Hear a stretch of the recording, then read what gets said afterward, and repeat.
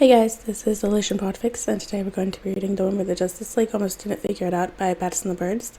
This is Chapter 7. As the team crept through the army base, Clark couldn't help but think it seemed far too empty. The stealth team had reported that they hadn't run across anyone, but they hadn't gotten through the whole building before everything went south. But this truly looked abandoned. The rooms they checked either had busted equipment or nothing at all. Occasionally they found evidence that someone had been working here, footprints in the dust, new notes on old blueprints, and now that they knew what they were, bits and pieces of alien droids they just fought, but no signs of life. Clark stopped and focused his hearing, listening for any sounds of life, and there, a single heartbeat somewhere below them. "We need a way down," he said, scanning the building for passages. "In that room up ahead, there's a trap door with a stairwell beneath it." They quickly made their way into the next room, and Nightwing tried the metal trap door, but it was locked. Clark took over, ripped the door off its hinges, and placed it to the side, and the team made its way below ground. They found themselves in a large room that Clark thought might have once been used for testing equipment, but had long since been emptied out. Lights flickered overhead, and a part of the room to their left actually seemed to have caved in slightly, but that wasn't their biggest worry. Their biggest worry was a man standing on the far end of the room, unassuming in stature, wearing a lab coat, surrounded by what very much looked like cobbled together explosives made from the same white, smooth alien tech they'd fought upstairs, and holding a detonator. "I wouldn't come any closer if I were you," the man yelled, brandishing the detonator. "If I let go of this button, even for a split second, these bombs will go off.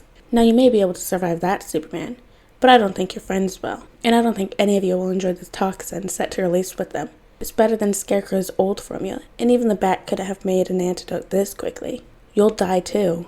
Nightwing spoke up, looking far too confident for someone who wasn't explosion-proof. "What would you achieve? You think I'm the only one behind this?" The man laughed. "No. I'm just a cog in the machine.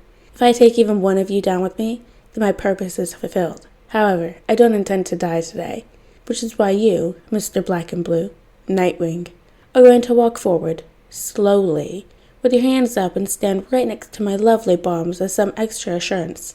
Then I'm going to walk right through your superpowered friends and up those stairs, and they aren't going to even think about touching me, if they don't want you to go kaboom. Got it?" Nightwing clenched his teeth and squared his shoulders, but held up his hands nonetheless. "Got it," he hissed through his teeth. There should be a way out of this, but as Nightwing took his first steps forward, Clark couldn't think of one. Even with the Flash's speed, they couldn't risk jostling the detonator, and Clark couldn't get everyone out in time. He tried to glance at Batman, see if he was thinking of anything, but the man's face was impassive as always, if turned down in a harsher scowl than usual. It looked like they'd have to cut their losses and try to track down their target at a later date. They couldn't risk Nightwing. At the moment, Clark was all too aware of how human Nightwing was. Then, when Nightwing was almost to the man, everything went sideways. Either the man lost his nerve, or this had been his plan all along, but he dropped the detonator, and Clark's world turned upside down for the second time that day. Except, not as much as it should have. Clark found himself slamming into the wall behind him, but without as much force as he'd been expecting. He looked around wildly to find Canary Arrow and both Flashes in a similar state. Dazed, but now out. And Batman had managed to stay on his feet with his cape pulled up in front of him like a shield, looking frantically to the other side of the room. Clark saw blood and gore, the man that was threatening them no more than a splatter across the floor. But only one bomb, the one directly behind him, had gone off. Then Clark found Nightwing. He had been tossed back nearly halfway across the room, his suit torn and bloody, crumpled on the floor with his limbs at awkward angles, and gasping for breath as the green-tinged fog around him quickly began to dissipate. And Nightwing, protector of Bludhaven, newest recruit to the Justice League, began to scream. It was a hoarse, ragged, wretched scream that sounded like it hurt, and as the young hero thrashed around in fear and pain, Clark started to make out the words, "Dad, please, please help, Dad, I need you," screamed in agony and terror at the top of his lungs like a child that had been left all alone. And it suddenly hit Clark that he knew nothing about this kid. He had no name, no home address, no relatives to contact. If something happened to him, Clark would have no idea who to tell. As personal as the young hero seemed, as friendly and likable, he was still a mystery. Clark may not have known much about Nightwing, he had to admit that, but he knew that he was hard to shake. He laughed off injuries and smiled more when things got bad. Clark had a feeling that was what kept him going. He beat Batman with a grin on his face and blood on his teeth and played off injuries just so he could keep fighting. Seeing someone like that scream helplessly for their father and being utterly unable to do anything about it made him think, for a terrifying second, about John. About what would happen if his own son was ever in danger, and Clark couldn't hear and didn't know. and was unable to help him. It didn't feel right for one of the most powerful men on Earth to feel so helpless. Batman reached first. Of course he did. He was always the most practical. He was across the room and knelt down next to Nightwing, checking his injuries in just a few seconds. That wasn't shocking. What was shocking was what came out of his mouth. "I'm right here," he said in a voice so unlike his own that Clark questioned for a second if it was actually Batman that spoke. It was still deep, but sounded like a normal human voice, and not the growl that he usually spoke in. "I'm right here. You'll be okay. Nightwing, Robin. Everything is going to be okay." And the mystery that was Nightwing clicked into place, and Clark said, but the full picture he'd uncovered was too overwhelming, and he had no time to examine it now. "Flash!" Batman yelled, suddenly back into the voice they were all accustomed to. Wally zipped over next to him, which seemed like the right option considering Barry looked shell-shocked. "Take him home. Now." It took some careful maneuvering, but Wally managed to collect a screaming, incoherent, injured Nightwing in his arms, and then he was gone in a flash of lightning. Everyone just stared at Batman in the ensuing silence. He stayed on his knees for a second longer, staring at the spot where Nightwing had been. Then he stood up and wordlessly shoved his way past the rest of the team, his face set in a deep scowl that made most of them jump out of the way anyway. He disappeared up the stairs, hitting the wall of the stairwell with his fist so hard that Clark was surprised the bones in his hand didn't snap. They all just watched him go, unsure of what they should do or say. By the time they made it back to the watchtower, their mission failed. No one said a word.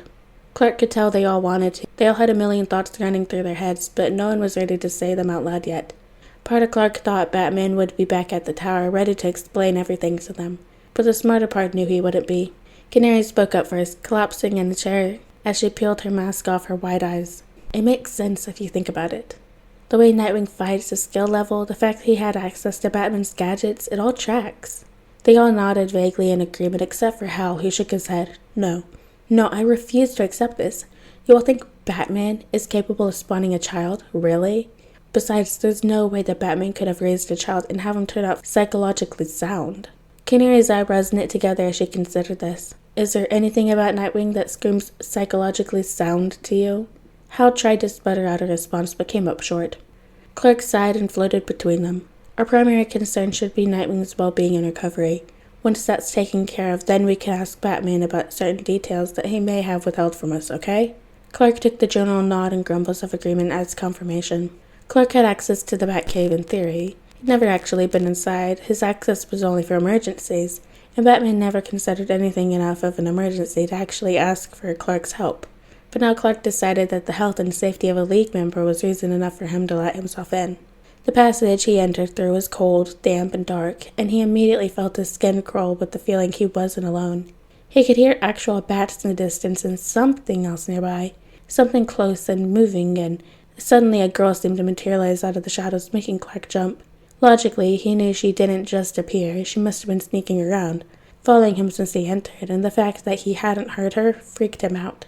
Looking at her, she nearly blended into the shadows, even while standing right in front of him. Her black suit covered every part of her, including her mouth where it looked stitched shut, and her cowl had pointed ears at the top, almost like Batman's. A lot like Batman's, actually. The girl stepped towards him, and Clark fought the urge to step back. She stopped, looking him up and down, then cocked her head to the side and pointed back the way Clark came. "Brother hurt. Family matter. You leave." "Brother?" Clark stuttered, his brain almost failing to connect the dots. "Nightwing is your brother?" She nodded and simply continued pointing back down the passageway. "Sorry, I can't leave. As a senior member of the Justice League, I have to ensure the health and safety of its members. I'm just here to check on him and ask Batman a few questions." The girl somehow managed to convey displeasure through her nearly featureless mask, but she dropped her hand, took another good look at Clark, and disappeared into the shadows again. He took that to mean he was okay to go on, and with a shaky breath, he did just that. Clark finally made it to what seemed to be the main hub of the cave, and found Batman sitting in front of a large computer in the center of the cavern, hunched over whatever he was working on. Clark floated silently up behind him and cleared his throat. Batman didn't jump or even look surprised that Clark was there as he turned around in his chair, fixing Clark with an unpleasant glare. "How's Nightwing?" Clark started, hoping it was neutral enough to not get him immediately kicked out. "Breathing," Batman answered gruffly. "Bruised, minorly burned. Miraculously, nothing broken. As for what psychological effect the fear toxin may have, we don't know until we make an antidote and wake him up." Clark winced at the report, not helped by how emotionlessly Batman delivered it. "Look, I know this isn't a great time for you, but we have to talk about—" He was cut off by a voice carrying from around a corner. Father, I demand to know what is happening with... The source of the voice, a young boy in a red, yellow, and green costume with a domino mask over his eyes, rounded the corner. He immediately froze, then in a split second had a sword drawn from the sheath on his back and pointed threateningly at Clark. Alien. This is a family matter. Robin, sword away, Batman ordered. The boy's face twitched like he was considering disobeying. Then he sheathed the sword with an annoyed click on his tongue. He scowled at Clark in a way that looked terrifyingly familiar, then turned on his heels and disappeared back the way he came.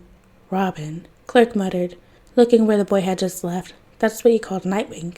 Many have held the mantle. Nightwing was first. He called you father, Clark noted, and the girl I met near the entrance. She said Nightwing was her brother. Batman turned back around in his chair, typing away again on the computer. You have 3 kids, and you never thought it was important to tell us? Even after one of them joined the League? Incorrect.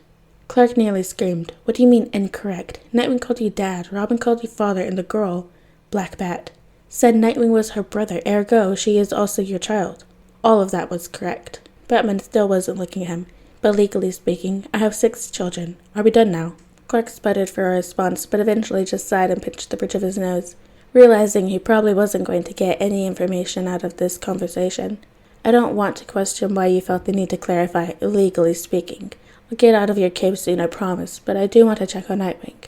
Batman grunted in what Clark parsed out to be reluctant approval, and instead stalking off without another word. Clark followed, and soon found himself in what must have been a medbay with a line of sterile-looking cots. Nightwing lay unconscious on one of them, and there were 2 figures at his bedside, a boy in a smooth black cowl and a suit that had 2 belts crossing over his chest, and a young woman in a wheelchair with a domino mask over her eyes. They were both taking samples of blood and fussing over wounds, and then lightning flashed as Wally sped around to the other part of the cave, bringing them equipment and transporting the blood samples. The boy with the sword, Robin, sat in a chair at a distance with his arms crossed, looking generally upset. Kids 4 and 5? Clark guessed, not entirely intending it to be out loud. I'm number 3, actually, the boy in the smooth cowl answered, so his concentration didn't break. Robin's 4. Family friend, the young woman offered. Clark didn't have the mental capacity to contemplate the fact that there were still 2 children unaccounted for, and a family friend who somehow had been added to the list. No one seemed interested in explaining anything to him either. He thought the kids might be more receptive to questions than Batman, but the 2 in front of him were busy, and he didn't think he'd get anything out of the one with the sword, and the one in the shadows, Black Bat, didn't seem that interested in him either, if he could even find her again. He decided to try his luck with the Bat himself again. So, I met 4 of them. Where are the other 2? When Batman didn't answer, Clark thought he was just being obtuse, until Clark turned his head and found Batman staring down at his injured child with a look of concern etched on his face. Before Clark could apologize, maybe lay a comforting hand on his shoulder, Robin had put himself between him and Batman and drawn his sword again. I think you have imposed enough, alien. Whoa, whoa, whoa. The boy in the smooth cowl dropped what he was doing and stepped between Clark and the point of Robin's sword, which Clark thought was rather brave for someone that presumably didn't have invulnerable skin. Sorry about Robin. We haven't exactly managed to socialize him yet, but he is right.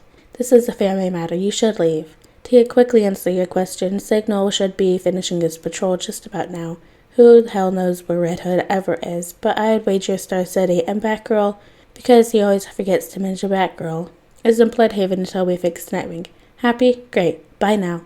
The boy turned back to his work just as Wally sped back into the room and handed the young girl a vial of something. Here you go, Oracle, he said out of breath, which is impressive for a speedster. That should help. The woman, Oracle apparently, began administering whatever was in the vial into a syringe. Clark turned and sped out of the cave from where he had come from, feeling like he was intruding. He probably was intruding, so he left before he could ascertain the boy in the smooth cowl's name, or why there was another child that Batman apparently always forgot to mention, or why their family matter included Wally. Perhaps it was because it was a Nightwing-specific family matter, or why the name Red Hood sounded familiar. He thought that Lois had written a story about him once, but the only connection the name was bringing up in Clark's mind was of a crime lord, and that didn't seem right.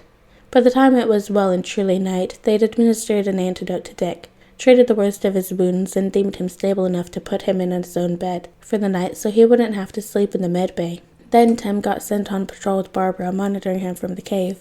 Alfred advised against Bruce and Damien going out, in case Master Richard needs anything, but Bruce had a sneaking suspicion it was more for their own sakes. with Duke returning from his patrol, filling out a few reports, then crashing in his own bed, Stephanie checking in from Bludhaven, and the news report that Bruce caught of a Red Hood sighting in Star City.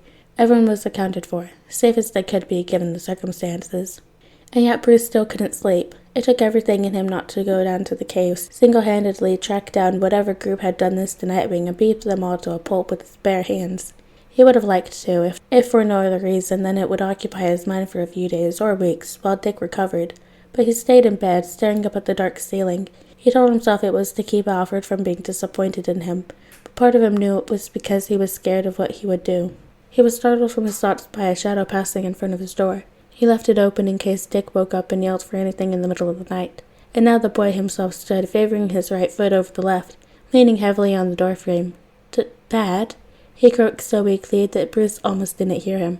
Luckily, Bruce's reflexes were good, because he was out of bed and across the room to catch Dick right as his legs gave out. He held him against his chest, careful of his injuries, and dragged him over to the bed. Dad, he moaned again. His voice caught behind a sob in his throat. Never call you that. I'm sorry, but It's okay, Bruce hushed, trying to ignore the way his heart swelled, then clenched painfully in his chest. You shouldn't be out of bed, Chum. Dick buried his face against Bruce's chest. His body shaking as sobs bubbled up from his chest. I know, but... He clutched Bruce's arms, fingernails digging in painfully into his skin. Can I stay here tonight? I'm scared. Shouldn't be so scared. It's just the toxin, but Shh. Bruce hesitantly brought up a hand to brush Dick's hair away from his forehead. Of course you can stay. He'd never been good at comforting any of them, even when they were young. Dick had been the youngest, plagued by memories of his parents' death, and still scared of the monsters under the bed. And yet he'd never gotten comforting him down to an exact science. But he figured what he did then couldn't hurt now. He helped Dick lay down in bed, then turned on a lamp in the far corner of the room so it wasn't as dark. He lay down on his back, staring up at the ceiling again, and just as he thought he would, Dick grabbed his arm and wrapped himself around it, then pressed his face to his shoulder. Bruce could still feel the way Dick was shaking, and the way the shoulder of his t-shirt got wet with tears, but he was at a loss for what else to do. Maybe being there was enough. The relative silence, broken only by Dick's quiet sobs, was interrupted by another figure in the doorway. Damien this time. Father, Grayson is not in his bedroom, and I fear... He stopped short when he saw the scene in front of him. Oh. He squared his shoulders and walked stiffly over to the side of the bed Dick was on. He leaned down and pressed a quick, awkward kiss to his brother's temple, then straightened up again. Grayson will gloat about this when he recovers. Then he turned on his heels and left as quickly as he'd appeared. Against his arm, a slight hollow laugh mixed in with Dick's tears. Glad to know he's inherited your emotional intelligence. With his free hand, Bruce reached across his body and gently stroked his fingers through Dick's hair, trying to calm some of the shaking. He does love you. I know. I do too. I know. Alright guys, and that's the end of chapter 7 of The One with the Justice League Almost Didn't Figure It Out by Bats and the Birds. I hope you guys liked it, and I'll see you in the next chapter.